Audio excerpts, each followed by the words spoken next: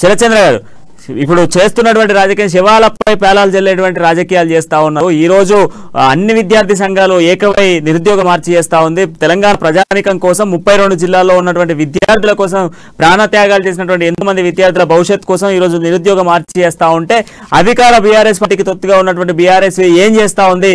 ప్రశ్నించే తత్వం లేదా ఒక ఆ పార్టీలో ఉన్నటువంటి బీఆర్ఎస్కి సంబంధించిన నాయకులు ఎందుకు ప్రశ్నిస్తలేరు అని చెప్పేసి ఇటు బీజేవైఎం నుంచి అదేవిధంగా మనకు నిరుద్యోగ జేఏసీ నుంచి కూడా వస్తున్న ప్రశ్న.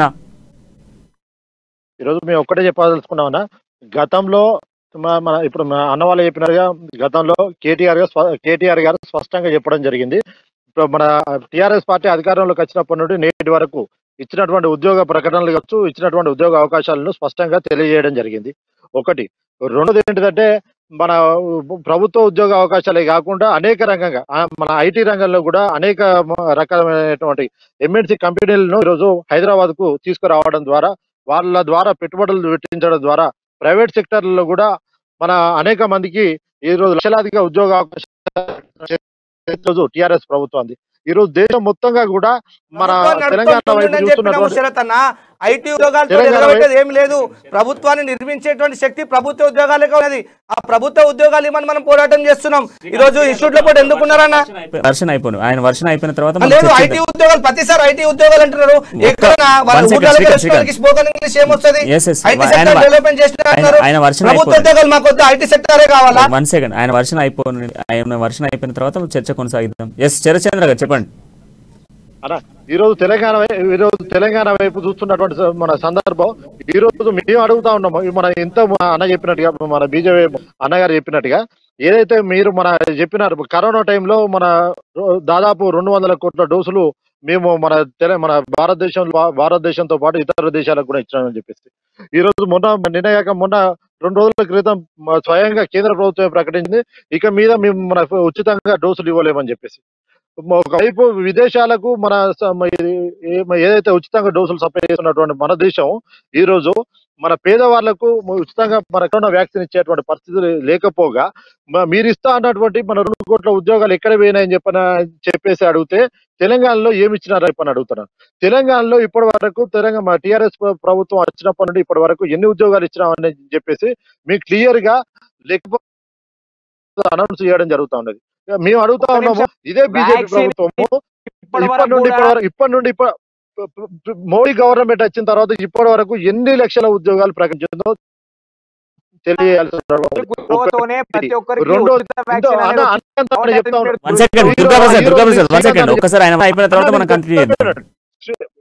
ఈరోజు శ్రీకాంత్ అన్న చెప్తా ఉన్నాడు, మాకు ఐటీ ఉద్యోగాలు కాదు, మన ఐటీ అవకాశం ఏ విధంగా ఉంటుంది అని చెప్పేసి ఏదైతే అడుగుతా ఉన్నారో శ్రీకాంత్ అన్న గారు. శ్రీకాంత్ అన్నను కూడా ఒకటే సూటిగా ప్రశ్నిస్తా ఉన్నాం. మన యూనివర్సిటీలలో గతంలో ఎన్ని గవర్నమెంట్ రాకముందు యూపీఏ గవర్నమెంట్ ఉన్నప్పుడు పీజీ అయిపోయినటువంటి విద్యార్థి ఫెలోషిప్ కి అప్లై చేసుకుంటే ఫెలోషిప్ ద్వారా కూడా పిహెచ్డీలో అడ్మిషన్ అయ్యి మన ఫెలోషిప్ ద్వారా ఒక ఉపాధి అవకాశాన్ని పొందేటువంటి అవకాశం ఉండే. ఈరోజు ఎన్డీఏ గవర్నమెంట్ వచ్చిన తర్వాత మన ఎస్సీ ఎస్టీలకు మన నెట్, అదే విధంగా మన పిహెచ్డి అడ్మిషన్ ద్వారా మాత్రమే మన పిహెచ్డి మన ఫెలోషిప్ తీసుకునేటువంటి అవకాశాన్ని తుంగలో దొక్కడమే కాకుండా పేద విద్యార్థులకు, నిరుపేద బ్యాక్గ్రౌండ్ నుంచి వచ్చినటువంటి విద్యార్థులకు ఈ రోజు ఫెలోషిప్ అనేది అంతరాక్షగా చేసిన ఘనత ఈ రోజు ఎన్డీఏ ప్రభుత్వాన్ని. మరి దాని మీద ఎందుకు ప్రశ్నించడం లేదు? ఇదే మన చిత్తశుద్ధి ఉన్నటువంటి మన నాయకులు, విద్యార్థులు మన యూనివర్సిటీలలో మేము అది చేస్తా ఉన్నాం చెప్పి అడుగుతూ ఉన్నటువంటి విద్యార్థి నాయకులు మన ఎన్డీఏ ప్రభుత్వం మీద ఎందుకు మన సూటిగా ప్రశ్నలు సంధించడం లేదని చెప్పేసి మేము అడుగుతా ఉన్నాం. ఇది మాత్రమే కాకుండా చెప్పిండు ఇంతకుముందు కొటేషన్ చెప్పింది, దయ్యాలు వేదాలు వల్లించినట్టుంది. ఇప్పుడు మీ మాటలు అట్లా ఉన్నాయి, తప్పు అనుకోదు బ్రదర్. ఈరోజు ఎన్డీఏ ప్రభుత్వం గురించి యూనివర్సిటీలో ఫెలోషిప్ గురించి మాట్లాడుతారు. ఈరోజు పిహెచ్డి ప్రవేశ రుసుంని పెంచిందేవాడు. ఈరోజు యూనివర్సిటీలలో ఎన్ని అసిస్టెంట్ ప్రొఫెసర్ జాబులు లేదా నాన్ టీచింగ్ స్టాఫ్లు జాబులు ఎన్ని ఖాళీగా ఉన్నాయి, ఎన్ని ఫిల్అప్ చేసినారు. ఈరోజు వీసీ అనేటోడు అటానమస్ గా ఉండాల్సిన వాడిని మీ తొత్తుగా ఎందుకు నియమించుకున్నారు? ఎందుకు ఫుల్ఫిల్ చేయలేకపోతా ఉన్నారు? ఇది అందుకే చెప్తున్నాను, ఇంట్లో ఎలాగ పెట్టి బయట ఎలాగ పెట్టాలి. ఎన్డీఏ అయితే ఏంది, యూపీఏ అయితే ఏంది, థర్డ్ ఫ్రంట్ అయితే ఏంది, ఇంకే ఫ్రంట్ అయితే ఏంది. ప్రశ్నించేటోడు విద్యార్థి న్యాయం లేనప్పుడు దాని గురించి మాట్లాడతాం, ఏం గురించి మాట్లాడతాం. ఎవరు అన్యాయం చేసినా సహించలేదు. ఈరోజు వయోపరిమితి దాటిపోతుందండి. వయోపరిమితి దాటిపోతుంటే ఉద్యోగ నోటిఫికేషన్ లేకుండా లీకేజీలు లిక్కర్ అని చెప్పేసి ఈరోజు మన ప్రాంతంతో చెలగమాట మనం విద్యార్థి నాయకులం వాళ్ళకేంది మన శివాల మీద రాజకీయం చేసే నా కొడుకులు వాళ్ళంతా ఈరోజు ప్రాణాలు పోతున్నాయి. ఓన్వి అంబేద్కర్ బిడ్డలు ఎస్సీ ఎస్టీ బీసీలే పోతున్నాయి. ఏ వెలమందు పోయిందా లేకపోతే వాళ్ళ ఇంట్లో పోయినా మన ప్రాణాలు పోతున్నాయి. మన ప్రాణాలంటే వాళ్ళకి చులకనగా అవుతున్నాయి. మన ప్రాణాలతో చగాటం ఆడుతున్నారు. మనము ఐకమత్యంతో ఉండాలి. ఏ పార్టీ అయినా పక్కన పెట్టండి. జేఏసీ ఎందుకు ఫామ్ చేసినాం ఉద్యమంలో అందరం కలిసికట్టుగా సాధించుకోవాలి. ఇప్పుడు ఉద్యోగాలు కూడా కలిసికట్టుగా సాధించుకోవాలి. మనకి ఎన్డీఏ చేసిందా యూపీఐ చేసిందా కాదు. మన ఇంట్లో పరిపాలకుడు ఎవడు ఆ పరిపాలకుని గల్లాబట్టి అడుగుతాం. మీరైనా మేమైనా అడగాలి. మనం సాధించుకోవాలి. పురాతే పోయేదేం లేదు ఏదో బానిస సంఖ్యలు తప్ప అనే ఒక వారసులో మనం ఇది ప్రోగ్రెసివ్ బ్లడ్ ఎందుకు అడగం. యూనివర్సిటీలని ఈరోజు ప్రైవేటీకరణ చేసింది ఎవరండి? ఇక్కడ ఉన్న రాష్ట్రపతి కదా. యూనివర్సిటీ ప్రైవేట్ యూనివర్సిటీలు ఎవరికి ఉన్నాయి? మంత్రులకు లేవా? ఇక్కడ ఎమ్మెల్సీకి లేవా? ఈరోజు మనమే దయ్యాలు వేదాలు వలిసినట్టు అయితే ఉన్నది. కాబట్టి నిరుద్యోగుల పక్షాన మీరు రండి, మనం పోరాడదాం. ఆ ముఖ్యమంత్రికి తెలియజేద్దాం, నైనా తుమార ఖుషి హటావ్ నిరుద్యోగ బచావ్ అని చెప్పేసి నినాదంతో మనం కూడా ఒక ఉద్యమానికి నాంది పలుకుదాం. డిబేట్ ని తప్పుదోవ పట్టించే ప్రయత్నం చేస్తా ఉన్నారు. ఇవాళ డిబేట్ జరుగుతున్నది నిరుద్యోగ మార్చికి సంబంధించి. అసలు నిరుద్యోగులు ఇవాళ రోడ్డు ఎందుకు ఎక్కినారు అనేటువంటి విషయాన్ని అందరూ కూడా చర్చించవలసినటువంటి అవసరం. ఈ రోజు నిరుద్యోగులు అందరూ రోడ్డు ఎక్కనికే కారణం టీఎస్పీఎస్సీ లీకేజ్. ఈ టీఎస్పీఎస్సీ లీకేజ్ కాకుండా ముందు జరిగినటువంటి పేపర్లు కానివ్వండి, తర్వాత మొన్న జరిగిన చిన్నపాటి ఒక 10th క్లాస్ పేపర్లను కూడా సరిగ్గా మాల్ ప్రాక్టీస్ కింద లీకేజ్ అవుతున్నటువంటి పరిస్థితి. వీటి గురించి మాట్లాడండి. తెలంగాణ రాష్ట్రం వచ్చిన తర్వాత ఎన్ని ఉద్యోగాలు ఇచ్చినారు అనేటువంటిది ఒక శ్వేతపత్రం రిలీజ్ చేయాలి టీఆర్ఎస్ ప్రభుత్వం. ఇప్పటివరకు వాళ్ళు శ్వేతపత్రం రిలీజ్ చేసింది లేదు. ఇప్పటివరకు 1,90,000 ఉద్యోగాలు ఖాళీగా ఉన్నాయని చెప్తే 1,30,000 మాత్రమే నోటిఫికేషన్ వేసి అందులో అన్ని పేపర్లను కూడా లీక్ చేసినటువంటి గంట ఇవాళ బీఆర్ఎస్ పార్టీది. ఇవాళ బీఆర్ఎస్ నాయకులు మాట్లాడుతున్నారు తెలంగాణ రాష్ట్రంలో ఎంతో మందికి ఉద్యోగాలు ఇచ్చినామని. ఈ ఉద్యోగాలు తీసుకున్నటువంటి విద్యార్థి నాయకులు ఎవరు అని అడుగుతున్నాం, విద్యార్థులు ఎవరు అని అడుగుతున్నాం. అప్పుడు కూడా పేపర్లు లీకేజ్ చేసుకొని ఇప్పటికీ నేను ఇప్పటిదాకా కూడా మళ్ళీ ఒకసారి కోట్ చేసిన 2016 లోపల నిజామాబాద్ లో జరిగినటువంటి ఒక ఎగ్జామ్ సెంటర్ లోపల 72 మంది పాల్గొంటే 23 మంది నిజామాబాద్ కి సంబంధించినటువంటి కవితకి సంబంధించినటువంటి వ్యక్తులు గ్రూప్ అనుభవులైనారు.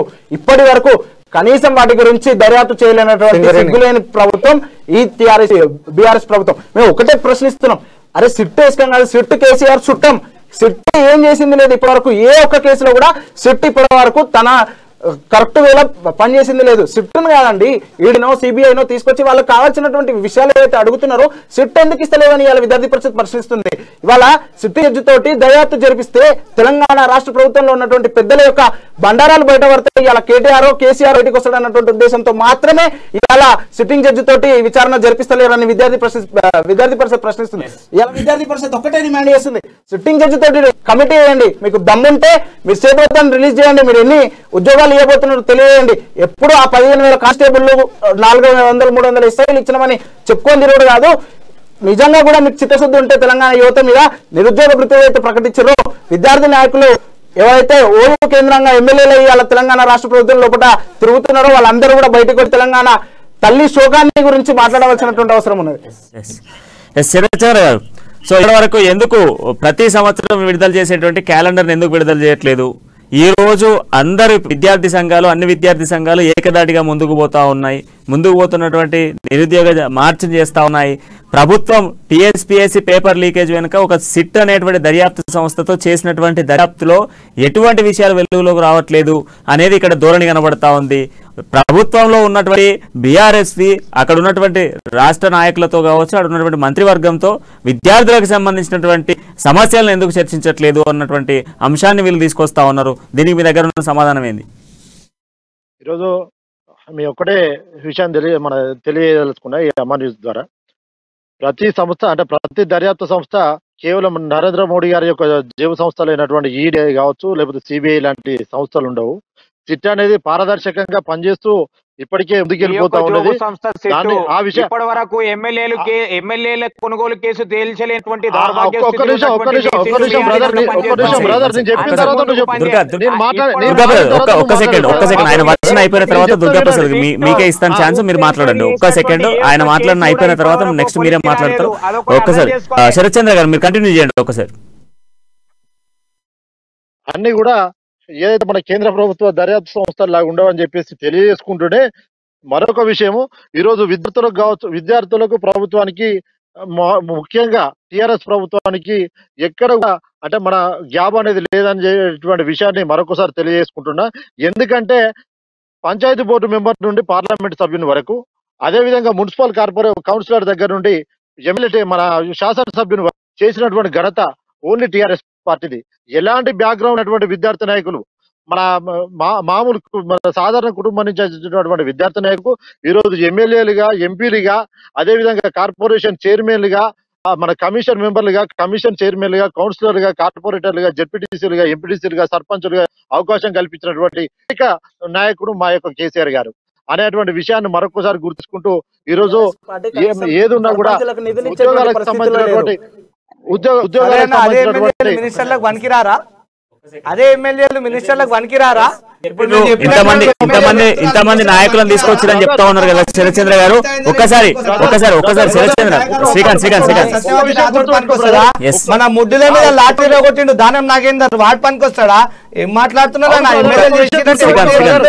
ముందు కొట్లాడి మనోళ్ళంతా కొట్లాడినందుకు వాళ్ళ హక్కుగా ప్రజలు ఇచ్చినది ఆయన ఇయ్యలే. ఆయన మన రీయూజం నిజాం సర్కార్ ఇవన్నీకి ప్రజలు పోయిండు, ఎంపీ గెలిచినాడు, ఎమ్మెల్యేగా పోయిండు, ఎమ్మెల్యే గెలిపించారు, ప్రజలు గెలిపించిండు, ఉద్యమ నాయకుడు అని చెప్పేసి కేసీఆర్ ఏందో బిచ్చం వేస్తున్నా. మనకి మీరు మాట్లాడితే మనో పక్షాన మాట్లాడండి, విద్యార్థి నాయకుడిగా మాట్లాడండి, కేసీఆర్ కి కొద్దిగా మాట్లాడే కిట్ అయింది ఈ రోజు. కేసీఆర్ ఇన్వెస్టిగేషన్ టీమ్ అయింది. అది ఏం మాట్లాడతారన్నా? మనం చదువుకునే మన అందరు ప్రజలు చూస్తారు, ఒకసారి ఆలోచించండి మీరు. ఒకసారి మనకు దుర్గా ప్రసాద్ గారు చెప్పండి, మీ వర్షం చెప్పండి ఒకసారి. ఇప్పుడు వీళ్ళు పదే జోబు సంస్థలు అని అంటా ఉన్నారు. ఇలా ఒకసారి మనము ఆ ఎంక్వైరీ చేసినటువంటి పర్సంటేజ్ తీసుకున్నట్టయితే ఇలా కేంద్ర సంస్థలు దర్యాప్తు చేసినటువంటి కేసులు ఇలా 170% వరకు ప్రూవ్ అయినటువంటి కేసులుంటే ఇలా సిట్టు కనీసం ఒక 10% కేసులను కూడా కొలిక్కి తీసుకొచ్చి వాటిని తేల్చిన పరిస్థితి లేదు. ఈ యొక్క దాఖలాలు లేవు. ఈ యొక్క రాష్ట్రంలో చూసుకుంటే ఈ సిట్ అనేది కేవలం కేసీఆర్ కు ఒక జోబు సంస్థ. ఇలా కేంద్ర ప్రభుత్వాలు ఎవరికో జోబు సంస్థలు కావు. కేంద్ర ప్రభుత్వాలు పారదర్శకంగా పనిచేస్తా ఉన్నాయి. ఇలా సిట్టులో కొనసాగుతున్నటువంటి అధికారులు కావచ్చు, టీఎస్పీఎస్సీ లో కొనసాగుతున్నటువంటి అధికారులు కావచ్చు, వీళ్ళందరూ కూడా కుమ్మక్కయ్యి పెద్ద బడా నాయకులు ఎక్కడ భయపడతారో, ఎవరి బండారం ఎక్కడ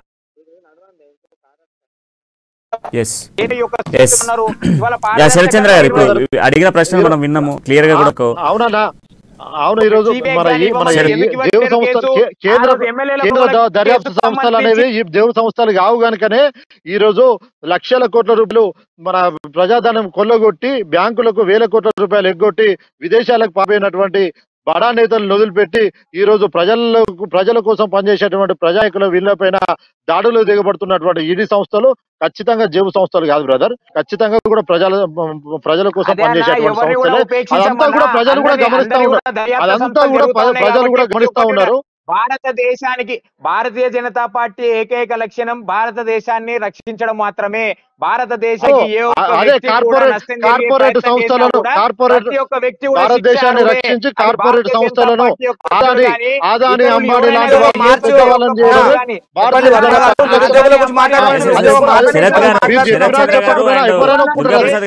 ఈరోజు బీజేపీ ఒక్క సెకండ్, ఈరోజు బీజేవైఎం కానివ్వండి, బీఆర్ఎస్పీ కానీ రెండు కూడా వారి యొక్క స్వార్థం కోసమే చేస్తున్నాయని చెప్పేసి ఇతర విద్యార్థి సంఘాలు చెప్తా ఉన్నాయి.